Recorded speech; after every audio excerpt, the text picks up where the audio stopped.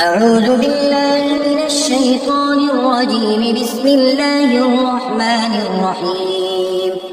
ألف لام ميم. ذلك الكتاب لا ريب فيه هدى للمتقين الذين يؤمنون بالغيب ويقيمون الصلاة ومما رزقناهم ينفقون والذين يؤمنون بما أنزل إليك وما أنزل من قبلك وبالآخرة هم يوقنون. الله لا إله إلا هو الحي القيوم لا تأخذه سنة ولا نوم له ما في السماوات وما في الأرض من ذا الذي يشفع عنده إلا بإذنه يعلم ما بين أيديهم وما خلفهم ولا يحيطون بشيء من علمه إلا بما شاء وسع كرسيه السماوات والأرض ولا يئوده حفظهما وهو العلي العظيم. لله ما في السماوات وما في الأرض وإن تبدوا ما في أنفسكم أو تخفوه يحاسبكم به الله فيغفر لمن يشاء ويعذب من يشاء والله على كل شيء قدير.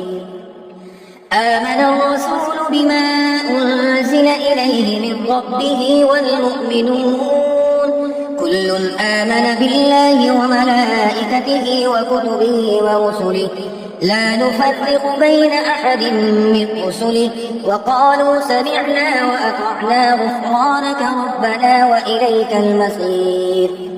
لا يكلف الله نفسا إلا وسعها لها ما كسبت وعليها ما اكتسبت ربنا لا تؤاخذنا إن نسينا أو أخطأنا ربنا ولا تحمل علينا إصرا كما حملته على الذين من قبلنا ربنا ولا تحملنا ما لا طاقة لنا به واعف عنا واغفر لنا وارحمنا أنت مولانا فانصرنا على القوم الكافرين.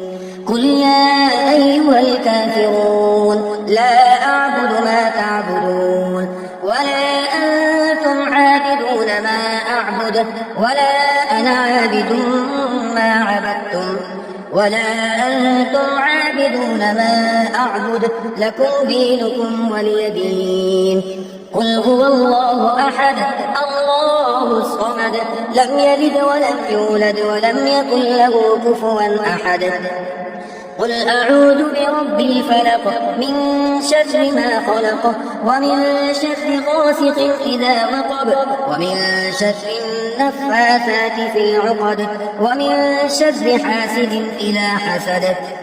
قل أعوذ برب الناس ملك الناس إله الناس من شر الوسواس الخناس الذي يوسوس في صدور الناس من الجنة والناس.